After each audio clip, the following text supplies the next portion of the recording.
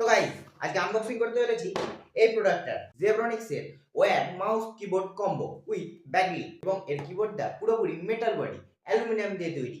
তো চলুন আনবক্সিংটা শুরু করে দিই। বক্সে রয়েছে keyboard mouse user manual Zebronics এর একটা কিউআর কোড। কিবোর্ডটা পুরোপুরি রয়েছে মেটাল ফিনিশ যেটা দেখেই বুঝতে পারছেন এবং কিছুটা মেকানিক্যাল ভাইব, যদিও এটা মেকানিক্যাল কিবোর্ড না। এর কানেক্টর হিসেবে দিয়েছে একটা ব্রেডেড ইউএসবি কেবল। তারপর আছে আমাদের মাউসে পুরোপুরি মেটালিক এবং এখানে একটা হুইল দিয়েছে এবং তার সাথে এটা ডিপিআই বাটন রয়েছে, ব্যাকওয়ার্ড এবং ফরওয়ার্ড বাটন। এর সাথেও কানেক্টর হিসেবে রয়েছে একটা ব্রেডেড ইউএসবি কেবল এবং এটা হলো আমাদের সেই ইউএসবি কানেক্টর যেটাতে রয়েছে টোটাল 4টে পোর্ট।